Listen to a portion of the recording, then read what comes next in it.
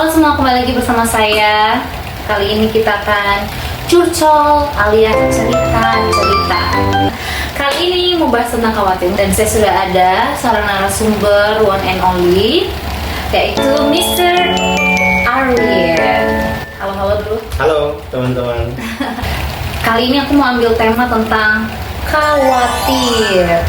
Teman-teman khawatir itu apa? Nah, bisa ditulis nanti di kolom komentar. Tapi kali ini mari kita sama-sama mendengarkan menurut versinya Mr. Arwin tentang khawatir itu apa.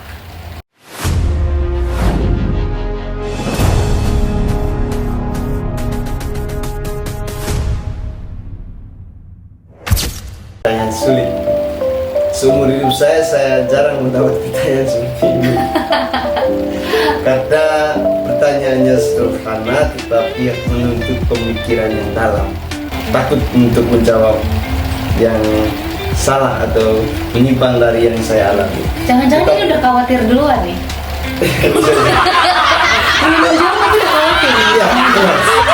Khawatir kalau saya salah mengartikan perasaan yang saya alami selama ini.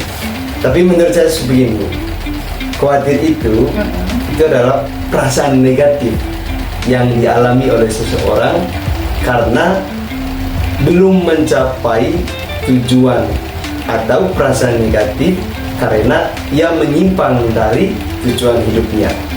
Jadi itu perasaan negatif menurut saya, khawatir itu seperti itu.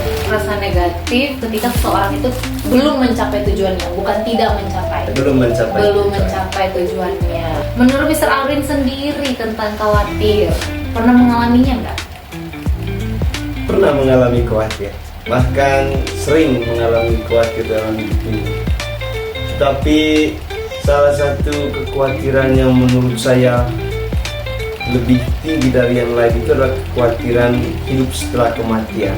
Wow, iya. Berat banget ini. Benar, kita selalu diajarkan oleh nilai-nilai agama bahwa kalau kita hidup seturut firman Allah, maka kita akan mendapatkan keselamatan, kita akan masuk surga.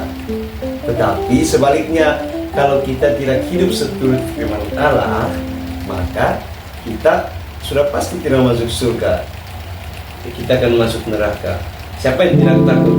Sementara orang tua, pendidik mengatakan bahwa neraka itu penuh dengan api dan kita hidup dalam api yang membara. Takut.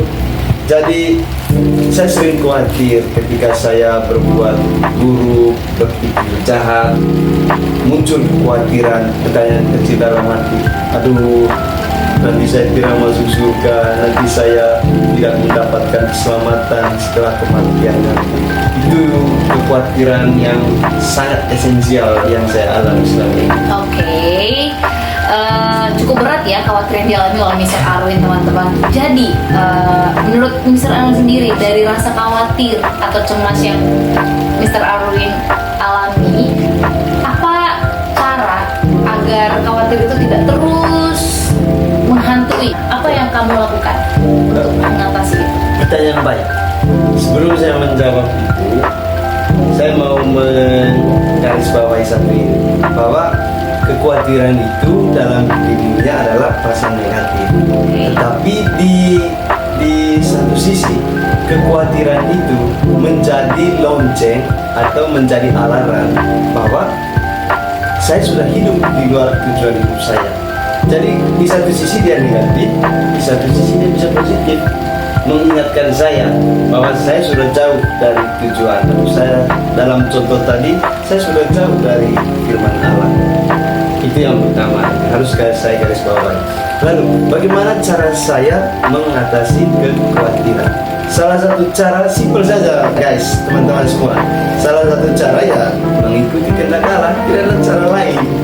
Jadi sesimpel itu, tidak ada teori-teori besar tentang bagaimana cara mengatasi kekhawatiran. Bagaimana saya bisa tahu bahwa ini solusinya?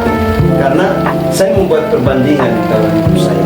Suatu ketika saya mengikuti firman Allah, berarti bertindak sesuai dengan apa yang diperintahkan Allah, kok yang muncul dalam hati itu adalah perasaan sukacita, bahagia, damai. Jadi dengan sendirinya kekhawatiran itu lengser dari disposisi batin saya. Oke, berarti bisa dikatakan bahwa kekhawatiran yang dialami itu adalah kekhawatiran ketika kita tidak melakukan apa yang Allah perintahkan. Iya. Ada rasa khawatir ketika kita tidak melakukan, makanya kita diajak untuk selalu melakukan kehendak Allah melalui rasa khawatir yang tadi. Iya. Oh, luar biasa ya teman-teman. Selain itu ada nggak ya? Mungkin itu kan kalau misalnya kematian itu kan memang semua orang akan mengalaminya ya. Tapi mungkin hal sederhana dalam pekerjaan atau dalam keseharian gitu. Pasti dong ada. Apakah khawatir yang tadi ada dua gendang tuh yang positif dan negatif? Oke. Itu di dalam pekerjaan atau keseharian bagaimana? Saya mengalami kekhawatiran dalam pekerjaan juga. Gaji saya sebulan saya tidak kasih tahu ya, tapi saya contohnya mengandaikan seperti ini, gaji saya sebulan itu hanya 1 juta. Baru di tanggal 20 sisa uang saya sisa 100.000. Jadi muncul kekhawatiran, bagaimana saya bisa hidup di tanggal 21 sampai akhir bulan, sementara saya harus terima gaji di akhir bulan nanti. Jadi muncul kekhawatiran itu. Tapi ada positifnya. Bahwa ketika saya mengalami kekhawatiran akan kekurangan uang, justru saya terpacu, pemikiran saya terbuka untuk mencari penghasilan lain. Dahsyat juga kekhawatiran ini menurut saya. Tapi satu poin yang paling penting di sini, pengolahan pikiran, berpikir positif terhadap segala sesuatu. Intinya ketika rasa kekhawatiran itu muncul, tenangkan diri, lalu berpikir yang lebih jernih. Kira-kira apa solusinya? Jadi selalu bertanya apa solusinya. Nanti ketika pikiranmu selalu bekerja untuk mencari solusi, dengan sendirinya solusi itu akan muncul, lahir ke permukaan. Seperti tadi, akhirnya saya berpikir bagaimana caranya untuk mendapatkan penghasilan lain selain gaji. Oke, jadi kekhawatiran yang dialami dalam kehidupan sehari-hari itu juga baik sebagai alarm, sebagai pengingat supaya kita tuh lebih berhati-hati lagi. Misalnya tadi seperti manajemen uang, mendapatkan pekerjaan atau penghasilan yang lain. Bagus juga teman-teman, maksudnya akhirnya kekhawatiran itu pun bisa menjadi sebuah hal yang menolong kita untuk kita tuh berhati-hati gitu, supaya yang kita lakukan itu juga tidak melenceng, misalnya dalam penggunaan uang. Oke, kita punya rasa khawatir, tapi akhirnya khawatir itu membuat kita, aku harus punya penghasilan lebih. Jadi ada tindakan positif dari rasa khawatir yang kita punya. Jadi kesimpulannya khawatir itu negatif atau positif? Dalam dirinya tentu negatif, tetapi kita manusia ini punya kemampuan akal, teman-teman. Ingat baik ini, kita bisa mengubah yang negatif menjadi positif.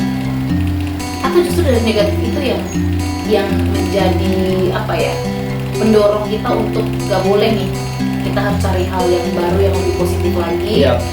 Atau bisa bagaimana? juga. Tetapi ada satu ungkapan, saya pernah membaca buku tentang berpikir positif. Saya lupa penulisnya, tetapi saya masih ingat. Dia bilang seperti ini: apa yang terjadi pada Anda tidaklah penting, tetapi yang paling penting adalah apa yang kamu lakukan terhadap apa yang terjadi pada Anda. Sederhananya seperti ini.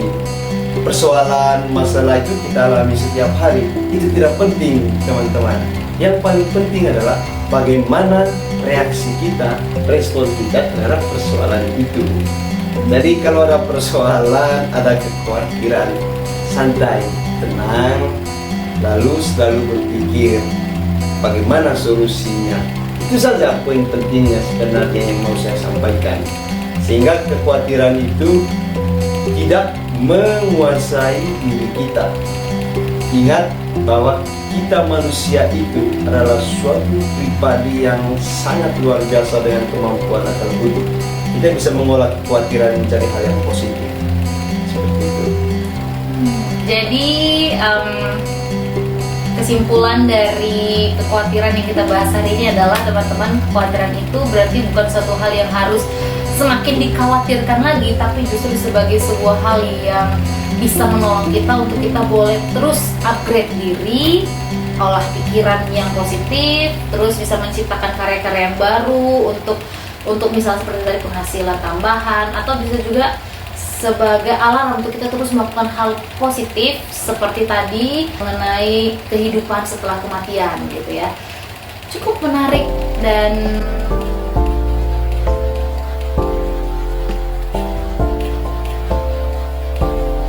apa lagi? Itu aja teman-teman yang mau aku bahas tentang khawatir. Kalau misalnya kalian ada komen atau pendapat yang lain, boleh saling sharing di kolom komentar. Thank you. Okay. Mr. Arwin untuk waktunya. Kita sudah selesai dalam Curcol kali ini. See you next time. See you next time.